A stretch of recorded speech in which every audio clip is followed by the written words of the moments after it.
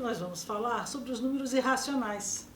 Nós já falamos e conhecemos os números naturais, os números inteiros e os números racionais. E até então, eram esses os números conhecidos. E o número irracional veio a ser descoberto bem mais tarde e causou muita polêmica. Por quê? Na época de Pitágoras, para eles, a escola pitagórica pensava que tudo girava em torno dos números inteiros, porque era o que eles conheciam. Até os racionais eram formados por números inteiros, eram frações que poderiam ser escritas com números inteiros no numerador e no denominador.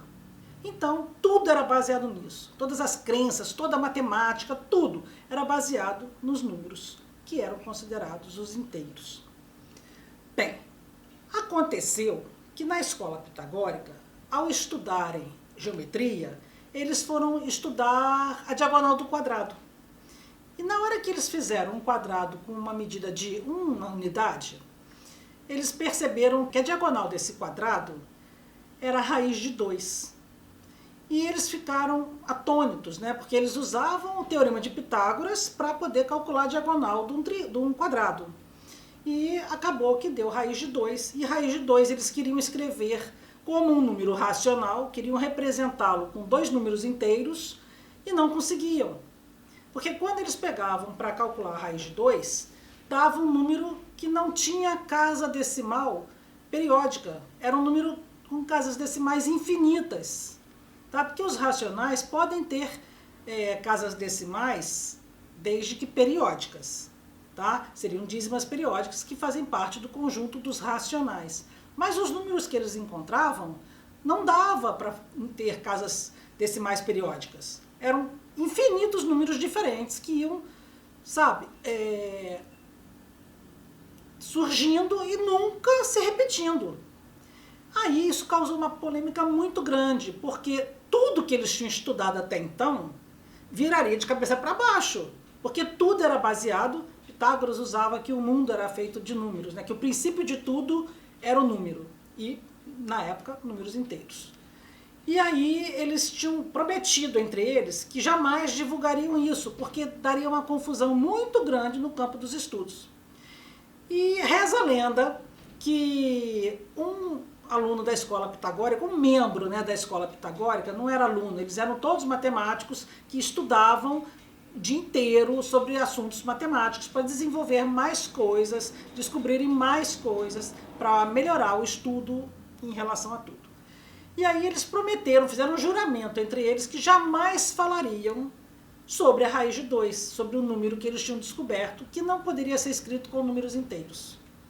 E reza a lenda que um desses membros deixou vazar essa notícia. E o que reza na lenda é que ele teria sido morto afogado no rio, porque ele teria quebrado o juramento. Outra lenda que reza é que ele teria se matado de vergonha, se afogando nesse rio. E a outra versão da lenda é que teriam dito para ele: você vai fazer de conta que morreu, some, desaparece, vaza, tá? Fizeram enterro, tal, não sei o quê, mas que o cara teria continuado vivo. Eu não sei qual delas é a verdadeira, por isso eu estou passando as que eu já conheço, que são essas 3. Enfim, esse membro sumiu, morreu, não sei, tá? E os números irracionais, então, foram começado assim, a se estudar mais, a tentar entender isso tudo, tá? E houve vários progressos em relação a isso, mas, claro, tudo demorou séculos para ser realmente provado, aceito pela comunidade matemática, tá? Então nós vamos falar agora um pouco sobre os números irracionais. Quais são esses números e como se encontra na natureza e em tudo na nossa volta. Então, como eu falei há pouco, foi pela diagonal do quadrado de uma unidade de lado que se descobriu os números irracionais. Então, repara só, tendo um quadrado de 1 centímetro de lado, centímetro ou qualquer outra medida, nós temos aqui a diagonal. Pelo teorema do próprio Pitágoras, A diagonal ao quadrado vai ser igual ao quê? A soma do quadrado dos cateiros. Então, 1 ao quadrado mais 1 ao quadrado. A diagonal ao quadrado, então, é igual a 2. E a diagonal vai ser igual a raiz de 2. Quando eles foram calcular a raiz de 2, eles foram encontrando 1,41, 42, 1, 3, 5, 6, 2, 3, 7, 3, e o negócio vai embora. Então, eles viram que número é esse, que eu não consigo terminar, que ele é infinito, não tem período, enfim. Daí foi aquela confusão que eu contei para vocês. O outro número que eles foram perceber também, bem depois, foi o π. O número π. O que aconteceu? Um desses matemáticos, que agora eu não lembro o nome, percebeu o seguinte: se ele pegar o comprimento de uma circunferência e dividir pelo diâmetro, então você tem aqui o diâmetro da circunferência, tá? Você pega o comprimento da circunferência e divide pelo diâmetro, dá um número, tá? Dá um número aqui. Ele pega uma outra circunferência com outro comprimento, com outro diâmetro, faz essa, vou colocar aqui C1 e D1, e aqui C2 e D2. Faz as contas e dá a mesma coisa.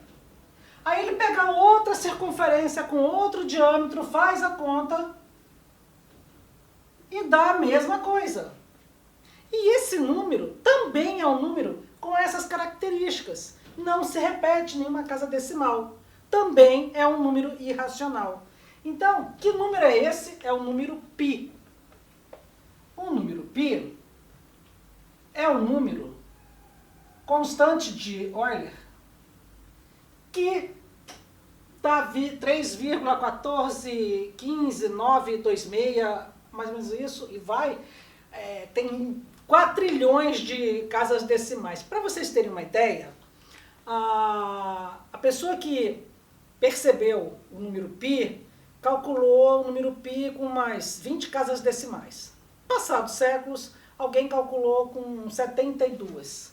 Na verdade, foi uma configuração de polígonos internos e externos, aproximando cada vez mais da circunferência. Quanto mais lados o polígono tivesse, mais próximo da circunferência, do comprimento da circunferência ia chegar. Então, um calculou com 72 lados, outro calculou com 360 lados, e aí foram calculando cada vez com mais lados, 3.000 e tantos lados, até que quando chegamos na época dos computadores, os computadores conseguiam fazer esses cálculos numa velocidade estúpida, porque, para você ter uma ideia, quem fez com mais de 3.000 lados do polígono, ficou mais de ano para calcular isso, na mão.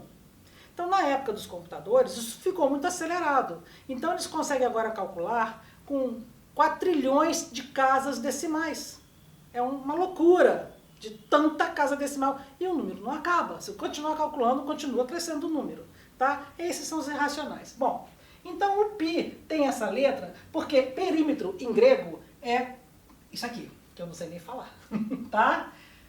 Enfim, como começa com a letra π, eles colocaram π representando este número que é a divisão da circunferência para o diâmetro. Eu falei para vocês sobre o π e eu vou dar algumas informações que eu acho interessantes. Olha só, o π é a constante de Arquimedes. Eu acho que eu falei outro matemático, né? Então eu corrijo agora. O π é a constante de Arquimedes.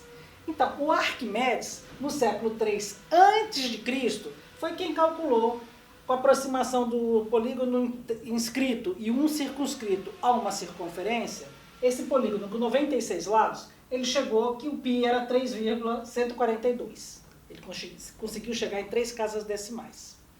Aí o Ptolomeu, no século III depois de Cristo, então você vê aqui, é 3 antes de Cristo, depois 3 depois de Cristo. Só que tem 6 séculos, né? Então ele fez com 720 lados e chegou a 3,1416. Ele conseguiu mais uma casa decimal. Os chineses, no século V depois de Cristo, então 200 anos depois mais ou menos, fizeram com 3.072 lados e chegaram a 3,14159. Deu mais uma precisãozinha. E o Ludolf van Seulen, no século XVI depois de Cristo, ele calculou o π com 35 casas decimais, mas demorou anos e anos fazendo essa conta. Já na época dos computadores, conseguiram calcular com milhões de casas decimais. E em 2013, também com os computadores, chegamos a 4 trilhões de casas decimais. E se continuar calculando, hoje já em 2020, eu não sei quanto está no cálculo das casas decimais, mas gente, 4 trilhões de casas já é muita coisa, né? Enfim, eram essas informações que eu queria passar para vocês em relação à constante π. E outra coisa que acontece é o seguinte, nos Estados Unidos existe um dia para se comemorar o número π. E esse dia, nos Estados Unidos, a escrita do dia é diferente da nossa. Primeiro vem o dia, no nosso primeiro vem um dia, depois vem o mês. Para eles, primeiro vem o mês, depois vem o dia. Então o dia, aqui pra gente, 14 de março, para eles escrevem 3 do 14. Então, no dia 14 de março, eles comemoram o dia do π, porque é 3,14 e tem gente que ainda comemora a 1 hora, 59 minutos e 26 segundos, que são as casas. Nem vou colocar aqui, vou colocar assim, ó. Tá no dia 14 de março, a 1 hora, 59 minutos e 26 segundos. Porque o número π, se você for escrever com essas casas decimais, é exatamente esse aqui. E continua, né? 4 trilhões de casas. Então eles comemoram. E tem quem comemore na hora exata dessa numeração aqui. Então por que o número π é tão importante para os americanos a ponto de dedicar um dia para comemorar o π? Porque o Departamento de Defesa dos Estados Unidos criou o GPS, mas era só para uso militar. E o GPS, essas coordenadas todas que se procura para determinar onde uma coisa está, é muito baseado no π. Então, para eles, em alguma guerra, não me lembro agora qual, o GPS foi muito importante para eles conseguirem localizar os inimigos, enfim. Então, eles têm um orgulho muito grande desse π que ajudou nessa guerra, entendeu? É isso. Então, vamos ver alguns exemplos de números irracionais. Nós temos a raiz de 2, que nós já vimos, o π, que nós já falamos bastante, o φ, que é o número da razão áurea, depois nós vamos falar sobre isso no outro vídeo, o e, que é o número de Euler, que é o 2,718281, raiz de 3, raiz de 5, raiz de 6, raiz de 7, raiz de 8, raiz de 9 não, que é uma raiz quadrada que dá 3, e aí raiz de 10, raiz de 11, e por aí vai. Temos também um número que parece que é periódico, mas não é. Olha, é 0,001, 0001, 00001, se fosse 2, se fosse 4, qualquer coisa que parece que se repete, mas não está se repetindo, também é um número irracional. Então, se nós olharmos os conjuntos dos números reais, nós temos uma parte que são os racionais, que contém os inteiros, que contém os naturais, e tem a parte dos irracionais. E os irracionais é maior do que a parte dos racionais, ok? Então, é isso que eu queria falar para vocês por hoje.